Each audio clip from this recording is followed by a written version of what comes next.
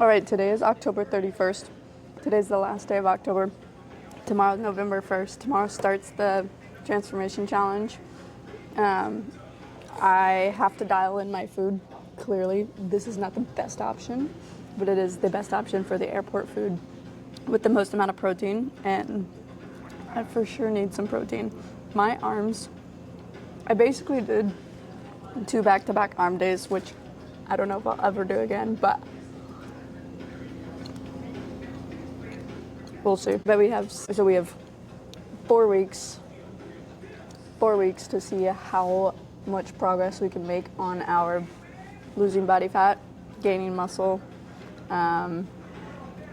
recompositioning our body, and we'll check back in on November 30th or whatever, 31st. I don't know the dates, but let's see what we've got. November 30th. But one of the things that I've got to dial in, one of the things that I have to dial in way more is tracking literally everything that I eat.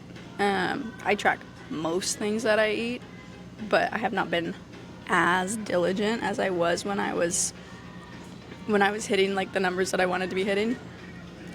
So I'm gonna go back to weighing my food, which means I need to buy a scale, so that I can actually weigh my food. I currently don't have a scale, but I'm so excited to like get back into the gym and actually make it happen for the next month. There's $1,500 on the line as just like gift prizes, but also just the transformation in and of itself. Like, you can do a lot in 1 month. Don't ever get it twisted. Like, 30 days, you can change a lot of things. You can change a lot of things in your business. You can change a lot of things in your life. You can change a lot of things in your fitness. And I spoke about it recently where I was talking about the skill set gaps that people have in making things frictionless. When we're making things frictionless, we want to see where the constraint is, or where the bottleneck is, or where the friction is in our life. So if there's friction in your fitness, see where the actual friction actually is. If it's grocery shopping, figure out a different way to grocery shop. Maybe, just maybe, the reason you end up buying junk food is because you go to the grocery store when you're hungry and you buy junk food. So if you just switch to online grocery shopping, you would solve that problem. You wouldn't buy the junk food, and you would not have those problems, and you wouldn't have that friction and that decision-making problem right when you're being tested. So if we can remove all the ways that we ourselves test ourselves, we remove the friction, and then our day becomes effortless. And so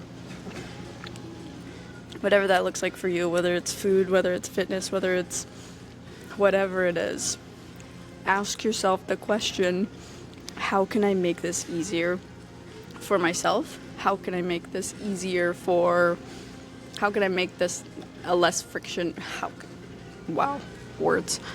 How can I have less friction in this process, and see where the bottlenecks are in your life? I think if we actually approach life like most people do business and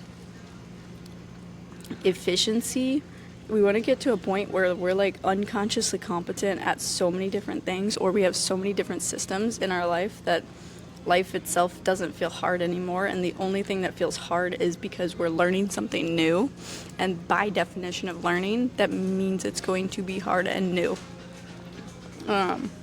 Therefore, it should be difficult and frustrating. And I believe that if there's not a certain part of your life that's frustrating, then we're not learning anything. If everything feels absolutely amazing, then maybe, just maybe, there's one area where you can go and test yourself and challenge yourself and put yourself in a situation that makes you uncomfortable. I put myself in a situation that made me feel extremely uncomfortable this week. And it made me grow so much in 72 hours. Like, it wasn't this 6-month long process. It was literally like a very potent, finite, short amount of time. But it was very eye-opening, very inspiring, and very like aha moments, like, oh shoot, like I can operate like this when I'm by myself. Seeing it from other people in real life with them makes all the difference to be able to go and do it for yourself. And so